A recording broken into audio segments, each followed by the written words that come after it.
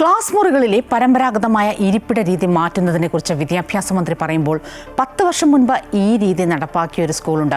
Kozhikode കൊടുവള്ളിയിൽ CQ pre സ്കൂളാണ് വർഷങ്ങളായി U-shape class മുറികൾ ഒരുക്കി മുന്നോട്ട് പോകുന്നത്. പുതിയ യു-ഷേപ്പ് സംവിധാനം വിദ്യാർത്ഥികളും അധ്യാപകരും തമ്മിലുള്ള ആശയവിനിമയം മെച്ചപ്പെടുത്താനും കൂടുതൽ ഊർജ്ജസ്വലമായ പഠനാന്തരീക്ഷം സൃഷ്ടിക്കാനും സഹായിക്കുമെന്നതാണ് ഇവരുടെ അനുഭവം.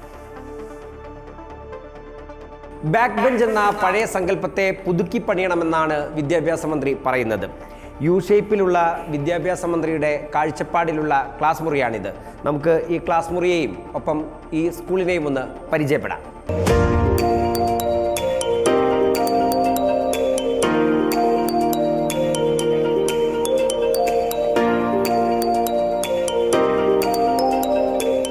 എന്താണ് ഈ യു-ഷേപ്പ് ക്ലാസിൻ്റെ പ്രത്യേകതകളെന്ന് നമ്മളോട് പറയാനായിട്ട് CQ പ്രീ സ്കൂളിൻ്റെ അക്കാദമിക് അഡ്മിനിസ്ട്രേറ്ററായിട്ടുള്ള ഇല്യാസ് അബ്ദുള്ളയുണ്ട്.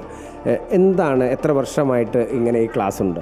ഈ രൂപത്തിൽ നമ്മൾ തുടക്കം മുതലേ പിന്തുടർന്നു പോരുന്ന രീതിയാണ് ഇങ്ങനെയുള്ളൊരു ഇരുത്തവും സമ്പ്രദായങ്ങളൊക്കെ. നമ്മൾ കഴിഞ്ഞ 10 വർഷമായിട്ട് ഈ രൂപത്തിൽ തന്നെയാണ് മുന്നോട്ട് കൊണ്ടിരിക്കുന്നത്. ഇതിന് ഏറ്റവും വലിയ പ്രത്യേകതയായിട്ട് നമുക്ക് മനസ്സിലാക്കിയിട്ടുള്ള ഏറ്റവും വലിയൊരു വിഷയം കുട്ടികളെ ശാരീരികമായി പിറന്തള്ളപ്പെടാതിരിക്കുക എന്നുള്ളൊരു കൺസെപ്റ്റാണ്. അപ്പോൾ സ്വാഭാവികമായിട്ടും ഇങ്ങനെ ഒരു ഇരുത്തം ഇരിക്കുമ്പോൾ ആരും ബാക്ക് ബെഞ്ചസ് ആവുന്നില്ല, മുൻ ബെഞ്ചസ് ആവുന്നില്ല, ഞാൻ ബാക്കിലായി പോകുന്നില്ല എന്നുള്ള ഫീലിംഗ് ഇല്ല. ഇങ്ങനെ ബാക്ക് ബെഞ്ച് ആവാതിരിക്കുക, മുൻ ബെഞ്ച് ആവാതിരിക്കുക എന്നതിനപ്പുറം മാനസികമായിട്ടും കുട്ടികൾ പിന്തള്ളപ്പെട്ടു പോകാതിരിക്കുക എന്നുള്ളൊരു കൺസെപ്റ്റ് പാലിക്കുന്നത് കൊണ്ടാണ് നമ്മൾ ഇങ്ങനെ ഒരു കാര്യങ്ങൾ ചെയ്തുകൊണ്ടിരിക്കുന്നത്. കുട്ടികൾ മുന്നിലാണ് ഇരിക്കുന്നത്, ഡെസ്ക് പിറകിലാണ്. ഈ ഒരു ആശയം എങ്ങനെയാണ്? നമ്മുടെ പാരമ്പര്യ ക്ലാസ് റൂം സങ്കല്പം അനുസരിച്ചുള്ളൊരു ക്ലാസ് റൂം അല്ല യഥാർത്ഥത്തിൽ നമ്മൾ ഇവിടെ പിന്തുടരുന്നത്. ഇങ്ങനെ ബെഞ്ചിനെയും ഡെസ്കിനെയും ആശ്രയിച്ചിരിക്കുക എന്നത് തന്നെ വളരെ അപൂർവമായിട്ടാണ് ഈ ക്ലാസ് റൂമിൽ സംഭവിക്കുന്നത്. വളരെ ചില ആക്ടിവിറ്റികൾ ചെയ്യുമ്പോൾ മാത്രമാണ് നമ്മുടെ കുട്ടികൾ ബെഞ്ചിലും ഡെസ്കിലും ഇരിക്കുന്നത്. മിക്ക സമയത്തും ഇവർ ഈ ബെഞ്ചിലോ ഡെസ്കിലോ ഇരിക്കാതെ പുറത്താണുള്ളത്. നമ്മൾ ഔട്ട്ഡോർ ആക്ടിവിറ്റീസായാലും ഇൻഡോർ ആക്ടിവിറ്റീസായാലും അവർക്ക് വരയ്ക്കാനും എഴുതാനും ഉള്ളത് ഫ്ലോറിൽ വെച്ചും അല്ലാതെയുമാണ് എഴുതുന്നത്. ഇനി എഴുത്ത് ഡെസ്കിൽ ആവശ്യമുള്ള സമയത്ത് തന്നെ നമ്മളെല്ലാവരെയും ഒരേ സമയം നമ്മൾ പിന്തിരിഞ്ഞിരുത്തി ആ രൂപത്തിൽ ഡെസ്കിലേക്ക് എഴുതുന്ന സമ്പ്രദായമാണ് നമ്മൾ പിന്തുടർന്ന് പോരുന്നത്.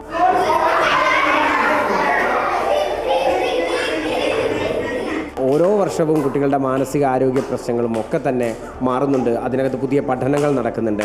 എന്താണ് ഈ ഒരു മേഖലയിൽ 10 വർഷമായിട്ട് ഉള്ള ഒരാളെന്നുള്ള രൂപത്തിൽ തോന്നുന്നത്? നമ്മൾ കുട്ടികളുടെ ശാരീരിക വികസനം, മാനസിക വികസനം, ഭൗതിക വികസനം, സോഷ്യോ ഇമോഷണൽ വികസനം ഇതൊക്കെ മുന്നിൽ കണ്ടുകൊണ്ട് കുട്ടികളുടെ ഹോളിസ്റ്റിക് ഡെവലപ്മെൻറ്റ് മുൻനിർത്തിയുള്ള വിദ്യാഭ്യാസ സമ്പ്രദായമാണ് CQ നടപ്പാക്കുന്നത്. ഈ സമ്പ്രദായം തന്നെയാണ് ലോകത്തെമ്പാടും ഇപ്പോൾ ഡെവലപ്ഡ് കൺട്രീസിലടക്കം കാലങ്ങളായി നടന്നു വരുന്നത്. ഇതാണ് നമ്മുടെ എഡ്യൂക്കേഷൻ സിസ്റ്റത്തിലേക്ക് വരേണ്ട മാറ്റം എന്നാണ് ഞങ്ങൾക്ക് തോന്നുന്നത്. വിദ്യാഭ്യാസ മന്ത്രിയുടെ ഈ കാഴ്ചപ്പാട് തീർച്ചയായിട്ടും സ്വാഗതാർഹമാണ്. 100% സ്വാഗതാർഹമാണ്. അതോടൊപ്പം ഞാൻ നേരത്തെ സൂചിപ്പിച്ചതുപോലെ ഇത് കേവലം ഒരു ബാക്ക് ബെഞ്ച് മുൻ ബെഞ്ച് സമ്പ്രദായം, ഒരു ഫിസിക്കലായിട്ട് ശാരീരികമായിട്ട് കുട്ടികൾ മുന്നിലാണോ പിന്നിലാണോ എന്നതിനപ്പുറം ഇത് മാനസികമായിട്ട് കൂടെ കുട്ടികളുടെ മുന്നിൽ പിന്നിൽ തരംതിരിവില്ലാതിരിക്കാനാണ് നമ്മൾ ശ്രദ്ധിക്കേണ്ടത്. ഒരു ക്ലാസ് മുറിയിൽ ഇപ്പം എത്ര കുട്ടികളാണ് ഇവിടെ ഉള്ളത്?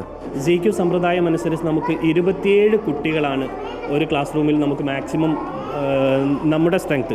ആ 27 കുട്ടികൾക്ക് 3 ടീച്ചേഴ്സ് എന്ന കൺസെപ്റ്റ് കഴിഞ്ഞ 10-11 വർഷമായിട്ട് നമ്മൾ പരിപാലിച്ച് പോരുന്നുണ്ട്, നിലനിർത്തിക്കൊണ്ട് പോരുന്നുണ്ട്. ഇതിൻ്റെ ഒരു സ്ട്രെങ്ത് എന്ന് പറയുന്നത് 25 ഫീറ്റ് അടിയും നീളമാണ്. നമ്മൾ മിനിമം പറയുന്നത് ഒരു ക്ലാസ്സിന് 25 ഫീറ്റ് അടിയും 25 ഫീറ്റ് 25 സ്ട്രെങ്ത്താണ് നമ്മൾ പറയുന്നത്. പക്ഷേ നമ്മുടെ ഈ ക്ലാസ് റൂം നമുക്ക് നോക്കിയാൽ മനസ്സിലാകും 30-25 അപ്പോൾ മിനിമം നമ്മുടെ ഒരു ക്ലാസ് റൂം 25 വേണമെന്നാണ് നമുക്ക് നിർദ്ദേശിക്കാനുള്ളത്. എന്തായാലും ഭാവിയിലെ വിദ്യാഭ്യാസ മേഖലയിൽ സമഗ്ര പരിഷ്കാരത്തിന് ഉതകുന്ന ഒരു നിർദ്ദേശം തന്നെയാണ് മന്ത്രി മുന്നോട്ട് വച്ചിട്ടുള്ളത് എന്നുള്ളതാണ് 10 വർഷത്തെ അനുഭവത്തിൽ നിന്നും CQ സ്കൂളിന് പറയാനുള്ളത്.